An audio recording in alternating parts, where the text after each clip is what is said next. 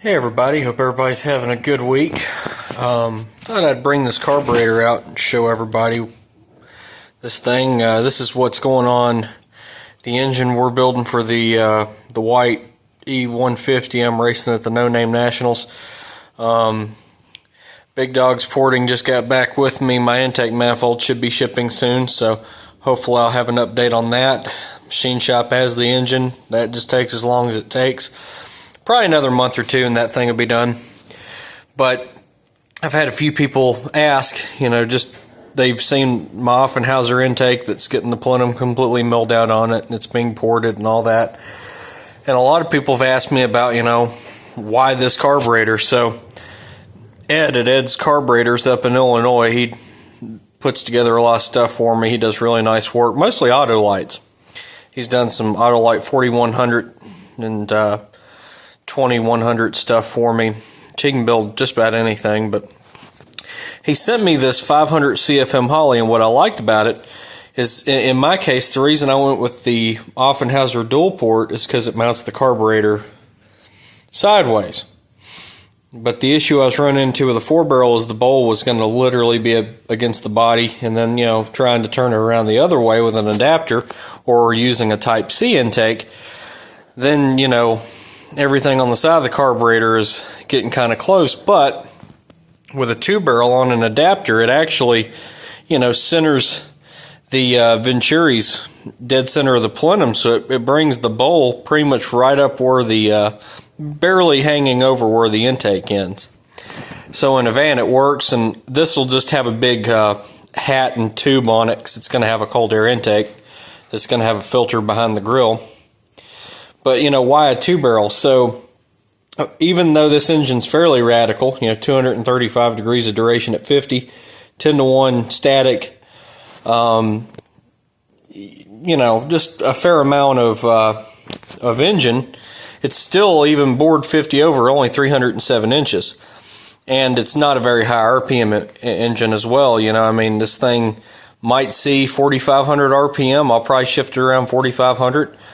It probably pulled to 5,000, but anything past 5,000 you really kind of don't want to do with a 300 if you've got stock rods and stuff like that. It's, a 3.9 inch stroke and really heavy pistons, so you got a ton of piston speed and a lot of mass, and, it's just kind of rough on them. So, between the small amount of cubic inches and the RPM range, a 2-barrel actually works pretty good, especially for bracket racing, because, in a heavy vehicle like this van, a mechanical secondary would be a kind of a poor choice because it would have a pretty bad bog in it, and being an automatic too. No amount of torque converter is going to mask having mechanical secondaries in a heavy vehicle.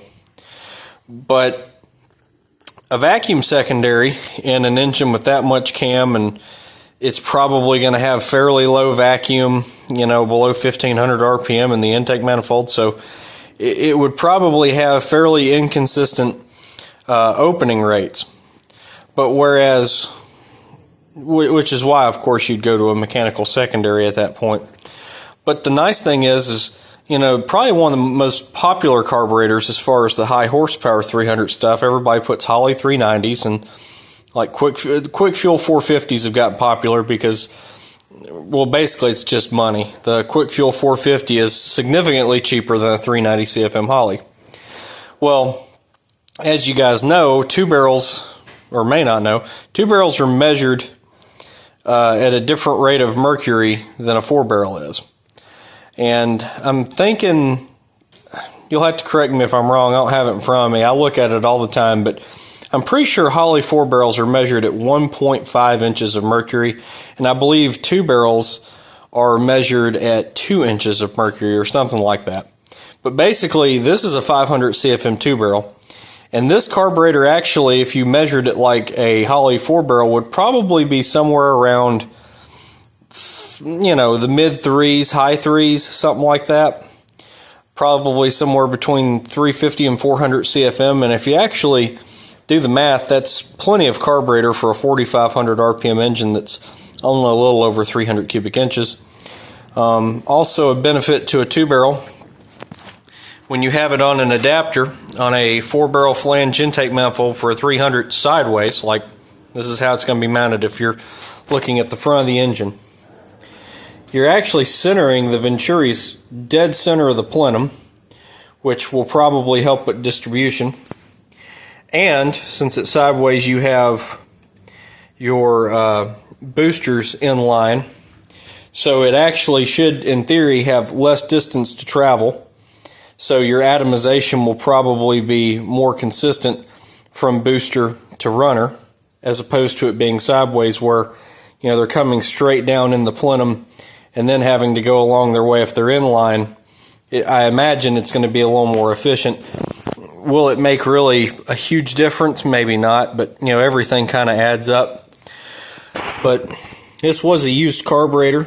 Ed went through, and I mean, I can rebuild a carburetor, but Ed just does such nice work. It's really nice to get a little bit of a payload taken off of me, so I'll let him do them. But for now, this is what I'm going to run. I probably will experiment with some carburetors. I might put like a 500 CFM Edelbrock on it. You know, the big issue is space in a van.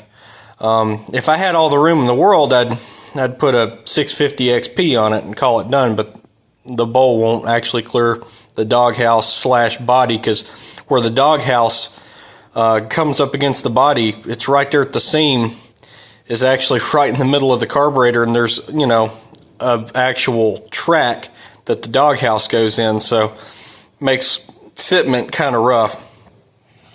But for now, this is the carburetor that I'm going to be using, and I think this carburetor should be enough to support close to 300 horsepower. A 500 CFM 2-barrel should be more than enough for that. And it is a manual choke model, so I'm going to have a choke cable in it. I'm trying to keep this one real simple. The Astro is such a pain, you know, just all the crap on it. This one is going to have a clutch fan on it, a mechanical fuel pump on the side of the block, a manual choke. Basically, all it's going to have is 12 volts for the distributor, and that's it. I'm trying to keep it really, really simple, and just, you know, you open the hood and there's like nothing there. I'm kind of wanting to keep it wide open where it's not so bad to work on, etc. But that's all I got for now. I just thought I'd go over this nice carburetor that Ed has built for me. And you can look him up on Facebook, Ed's Carburetors. If you've got an Autolite you want done, he does wonderful Autolite 4100 work.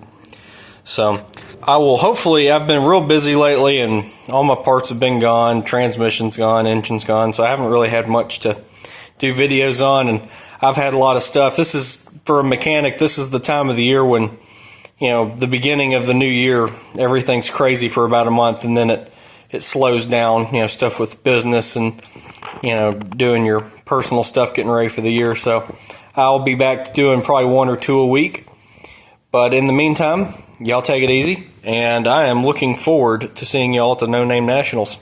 See ya.